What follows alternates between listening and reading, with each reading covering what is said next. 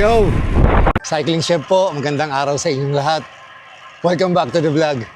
In this video, share ko sa inyo one of my best result dito sa ginanap na event sa Clark.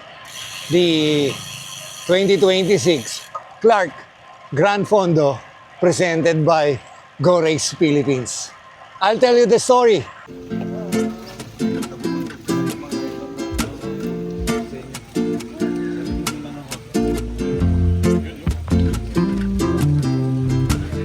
Napasabay kami sa inyo.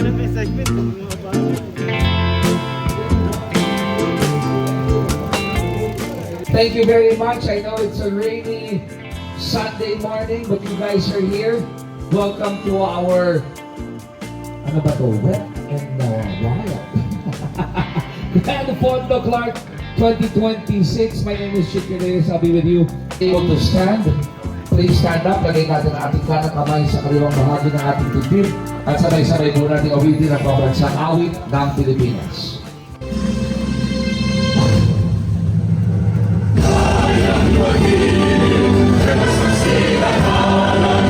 Good morning, everyone. So we'll be releasing you in isang wave, and then relax lang. Yung first wave, first segment po natin dun po in the time natin. So we have 5 segments all in all, no, for 160. 5 segments. Segment number 1 will start at kilometer 40 until 55. So ibig sabihin from here until kilometer 40, it will be a neutral zone. Okay, no need to pedal hard. Make sure that you're ready for the first segment. First aid station will be at kilometer 25. Bago ko ikwento kung ano yung nangyari doon sa race, pag-usapan muna natin kung ano ba yung Grand Fondo. Basically, Grand Fondo is a big ride. Came from Italy. It's a mass long-distance event na nagsimula noong 70s. Yung nagsimula ito, mostly road ang ginagamit na bisikleta, pero as the Grand Fondo event evolved, pwede na yung iba't ibang klaseng bike. Actually, dito sa ginanap na Clark Grand Fondo, 2 years na ito, nag-start ito noong 2025, pwede ang iba't ibang klaseng bisikleta as long as it is non-motorized. O nga pala guys, yung Grand Fondo na ginanap dito sa Clark, merong 3 distances. We have the 160 kilometers, which doon ako nag-join. Merong 80 kilometers and merong 50 kilometers. Hindi naman siya talaga totally race, pero it's the time of the year na pwede mong subukan yung fitness level mo, especially doon sa 80 kilometers and 160 kilometers na medyo nagiging competitive ang mga cyclists. So, sa 160 kilometers, ang ginawa ng mga organizer dito sa last 2 years na Grand Fondo, naglagay sila ng mga segments. Ganon din sa 50 kilometers, ganon din sa 80 kilometers. Para yung mga gustong maging competitive, we can still race within a Grand Fondo or within the event. Makakapag-race tayo na makakasiguro yung mga organizers, Go Race Philippines, na save ang mga siklista kasi we get to race in different segments and we get to enjoy the scenery around. Okay guys, alam na natin kung ano yung Grand Fondo. So pag-usapan naman natin kung ano yung nangyari dun sa aking race. I'm expecting na makakuha tayo ng one of the best result kasi alam ko na nag-prepare ako sa race na ito. At naka-prepare din yung ating mga hydration and nutrition. There are things na masasabi natin na controllable, which your training, your nutrition, yung planning, pero there are uncontrollable things. Yun nga yung mga aberya na naranasan ko dito sa event na to. At first, ang naranasan nating aberya doon sa pagbaba ng first climb. Actually, ang maganda naman, no, yung mga aberyang na-experience natin, wala siya dun sa mga segments. Kasi pag sinabing na-aberya ka dun sa segment, malaking oras yung mawawala sa'yo. Pero kapag wala ka dun sa segment, hindi siya kasama dun sa time segment na bibilangin para mag-qualify ka ng magandang oras or mag-qualify ka na to get into the podium. Buti na lang yung unang aberya ko, namatay yung aking bike computer. Buti na lang may dala-dala akong extrang bike computer at yun ang ginamit ko dun sa race. Kaya okay. Tapos na yung mga climb sa NCC Road. Nagka-problema yung by computer ko. Yung Roam 3 nag-shutdown, biglang namatay. Buti may dala ko yung luma na Wahoo Roam version 2. Kung mapapansin nyo, dun sa Strava ko, 150 kilometers yung second recording, tapos mga 10-15 kilometers yung first recording natin. So, dalawa kasi naputol yung una dahil namatay nga, yun ang aking unang aberya. Tapos yun nga, nadaanan tayo ng mga tropa natin sa Factor Philippines. Shoutout kila Sir Rex. At yun, isip ko na talagang sumabay sa group going to the segments, no?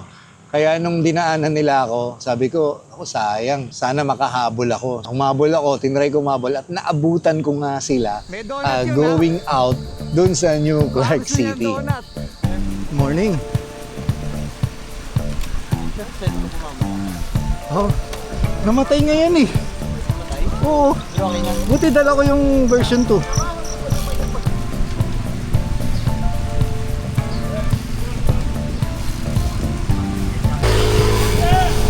Buti may dala ako extra.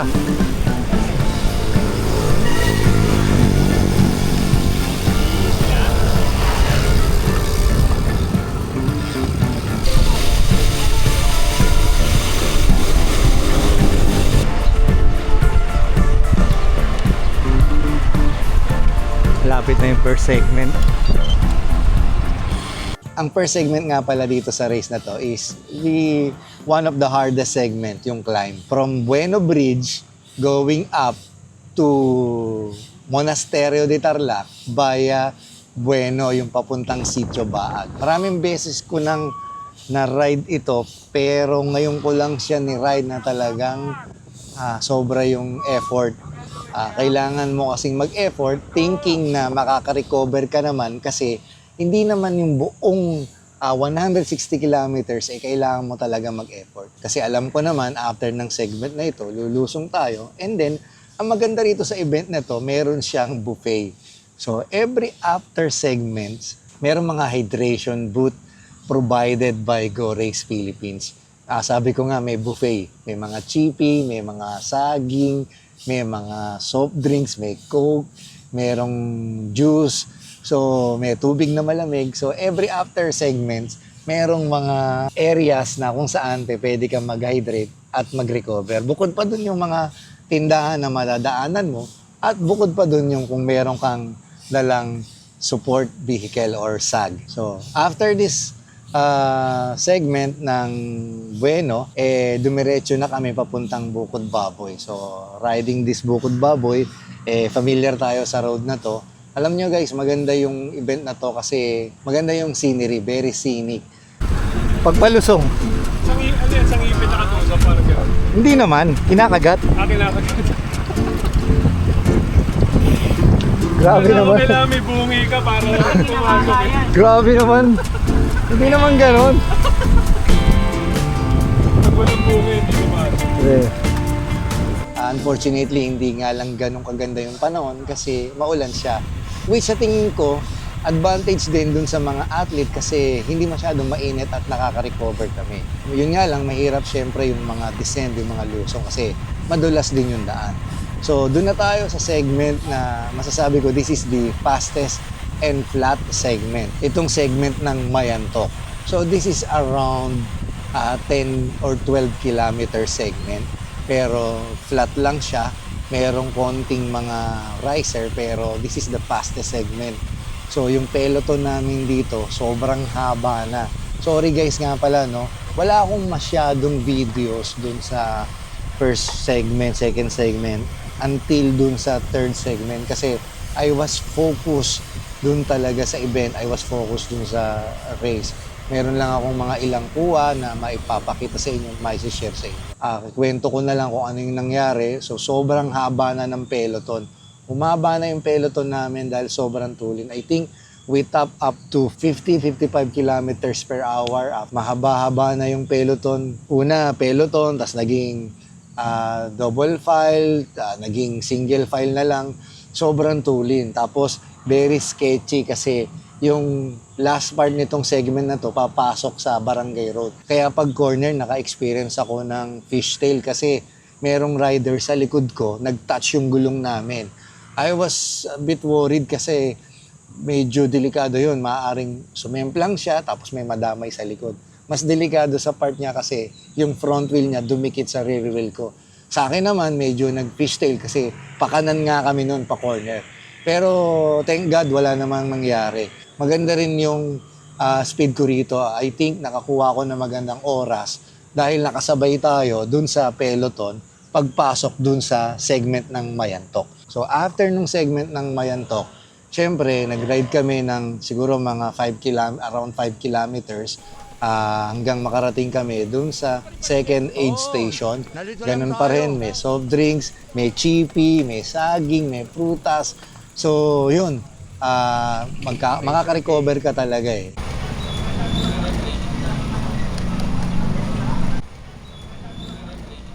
So we ride easy. After the segment, papasok naman dun sa segment ng Santa Ignacia. Santa Ignacia is rolling. Merong a couple of punchy climbs at merong mahabang banayan. Naalala ko tong segment na to last year, no? Ewan ko kung mapapakita ko sa inyo yung video. Dun sa segment last year, mainit na dun sa part na to. So, itong segment ng Santa Ignacia, merong ahon dito na merong pader. So, natatandaan ko, pilit akong sumisiksik dun sa pader, matakpan lang ng lilim. Pero this time of the year, since maulan nga, hindi masyadong mainit eh. Kaya niride ko lang ito diretso. Tapos yun nga, nalaglag na rin tayo sa group. Kasi sobrang tuloy ng mga yun eh. So yun, natapos natin itong segment na to ng okay naman. I think meron akong mga nalampasan na ka-age group ko dito. Kaya alam ko maganda rin yung oras at maganda rin yung pinakita ko dito sa segment na ito ng Mayantok. So after this segment, bumaba na kami pabalik ng San Jose Road. So dito na uli kami dun sa first aid station. Ito rin yung third aid station kasi pabalik. So bago yung fourth segment, nagstay kami dito sandali. Basically, we hydrate, we refill. So dito sa last segment, bago ko pumasok ng San Jose segment, dito na ako nagka-problema guys. Na flat yung aking gulong. Meron akong nagulungan na uneven surface dun sa may bandang Moriones Tarlac bago dun sa fourth segment. So ang nangyari, na-slice yung sidewall. So I tried to plug it. Gumamit ako ng 3 plugs. Yung unang plug na ginamit ko is pang sidewall talaga, yung bilog at mataba. The second plug na ginamit ko kasi hindi siya nagsisil talaga dahil actually walang chance na mag-seal dahil dumapa agad yung gulong ko eh. So nakatatlong plug ako dahil punit siya eh. Kasya actually yung susi para pumasok eh. Tapos, ang ginawa ko, buti na lang, nandyan yung support vehicle ng Factor. So, tinulungan nila kami para safe kami sa road. Naka-hazard sila. Tinry ko magpalit ng goma. May dala akong interior, guys. So, since matagal na tayong hindi napaplat, unfortunately, yung dala kong interior, sa tagal na nandun sa aking bag, so, kung matagal na siyang nakatupi, ang nangyari, guys, punit na rin at sira na rin yung pito. Kaya hindi siya nagbomba. Shoutout nga pala kay JR. Thank you for giving your interior. Pero unfortunately, yung interior na binigay niya sa akin, butas din yung sa may pito. Kaya hindi ko siya nagamit. Pero thank you, JR. Stopping and giving me your interior. Malaking tulong yun. God bless you. Siya yung huminto sa atin para magbigay ng TPU tube.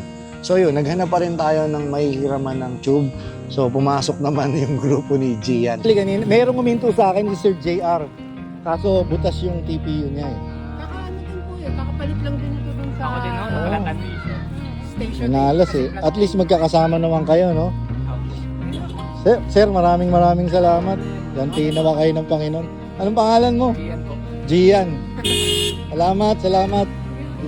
Kahit na na-flat na si Gian, naka-experience na siya ng flat, yung inner tube niya, pinahiram pa rin niya sa atin o binigay niya sa atin. So, salamat Sir Gian, salamat sa team nyo. Congratulations sa inyo. Congratulations din KJR for finishing the 160 kilometers. So yun, ginamit ko yung TPU ni Gian. Although, when I rode the San Jose segment, medyo nangangamba ako kasi nagwo-wobble yung rear wheel ko. Hindi talaga siya maayos. Kasi yun nga, since may punit, kahit na naka-plug na siya, nakaumbok yung part nung may butas eh. So, sa mga lusong nananalangin talaga ako kasi delikado eh. So, tapos, yung unang part pa ng segment na to, actually meron akong video na to. Naikabit ko na yung camera ko dun sa ilalim ng handlebars. 133! 133!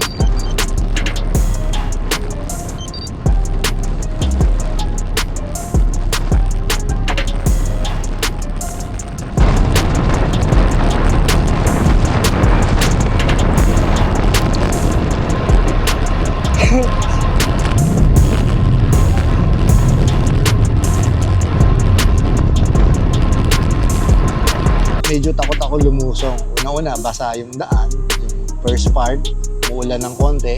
Tapos at the same time, nararamdaman ko na parang nagbo-bubble siya, nag-aatras abante yung gulong, yung bike ko pag lumulusong. Pero so far, natapos ko naman at maganda rin yung naging oras ko dito. I basically time trial this, 90% ng aking effort. Medyo nakakaramdam na rin ako ng pagkalasbag dito pero I'm still feeling well kaya kahit na solo lang tayo natapos natin ng maayos itong segment na to. 133. Ngayon, pagdating naman sa may last segment, ito na yung isa sa pinakamahirap din na segment, yung pabalik ng Clark. Although familiar na tayo dito, maraming beses na natin ni-ride ito. Actually, ang lamang natin, nakakapag-ensayo tayo rito. Mahirap pa rin talaga siya kasi una, masama nga yung panahon. Naisip ko dito sa segment na to, mga kapadyak, idiretso ko na. Ang ginawa ko, kahit na medyo lumalambot pa rin yung TPU na kinabit doon sa aking bike kasi siguro na na pinch flat pa rin siya eh. Kasi pagpasok ko ng New Clark City, lumalambot pa rin siya. Pero I decided to go na. Sabi ko, ididiretso ko na to kahit ano man ang result, ano man ang oras. Diretso ko na to kasi importante naman makatapos tayo. Actually kasi ang problema, kahit na mabilis ka dun sa mga segment, pero dun sa last segment, na-cut off ka, hindi ka magka-qualify dun sa race or dun sa mga segment. Kung aabutan ka ng around 1:30 PM dun sa segment, mga bandang bago yata 12 dumating ako dun sa last segment. So, naisip ko dumiretso na nga kasi di ka rin magka-qualify eh. Ang cut-off alas 2:30. Ang cut-off para mag-qualify ka dun sa race is 1:30 para makasama na mabilang yung time mo. So, naisip ko, bombahan na lang, tapos niride ko na siya. So, sa gitna nung segment na to, I stop kasi lumambot uli yung gulong ko, binombahan ko uli siya, tapos dumiretso. Buti na lang guys, shoutout kay Sir Michael Bustamante, tropa ko sa Factor, tropa namin sa Factor Philippines. Sir Mick, shoutout sa'yo kasi natapos na siya dun sa segment.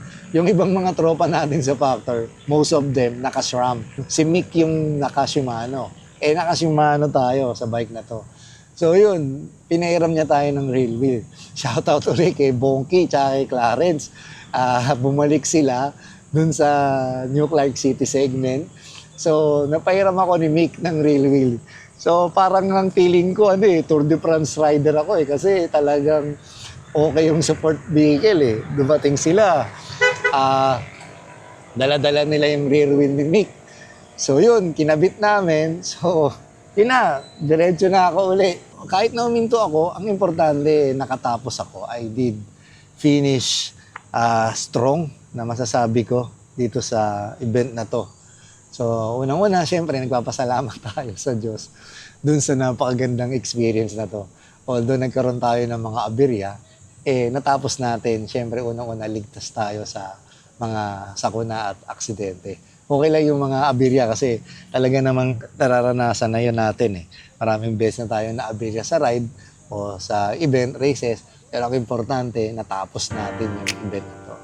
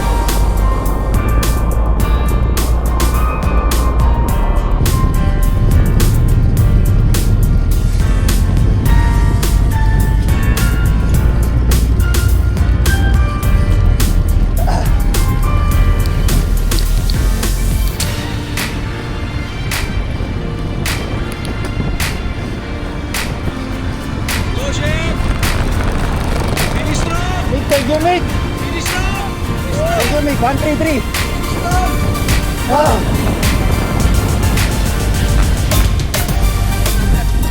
Thank you.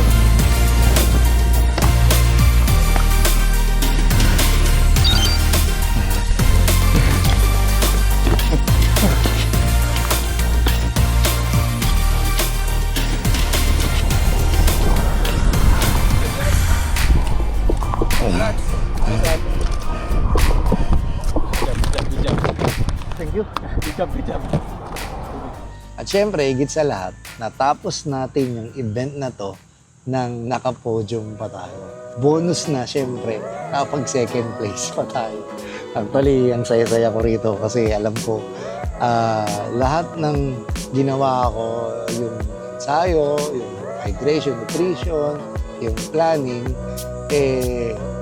naging maayos naman sa awa ng Diyos. At yun nga, pinagandaan din naman natin tong event na to at worth it yung mga ensayo, worth it lahat ng nangyari sa experience sa event na to. Siyempre, maraming salamat kay Sir Rextan, kay Sir Russell, siyempre kay Sir Kurt, ang bumubuo ng Factor Philippines. Shoutout sa mga SAG natin, kay Clarence, kay Bonky, shoutout kay Sir Mick, shoutout siyempre sa Gorex Philippines, kay Coach Abetaya, kay Sir Jambo Taya, kay Sir Alan, sa lahat ng bumubuo ng Gorex Philippines. Shoutout sa lahat ng mga sumali sa 160 kilometers, sa 80 kilometers, sa 50 kilometers. Solid kayong lahat. Shoutout kay Sir JR, shoutout kay Sir Gian, shoutout sa inyong grupo. At sana naka-inspire sa inyo ang video nito. Salamat sa inyong mga suporta. So, if you like this content, please give it a thumbs up. At kung hindi pa po kayo nakasubscribe, please do subscribe at my YouTube channel. Ride safe, stay healthy. God bless you all. Cycling Chef po.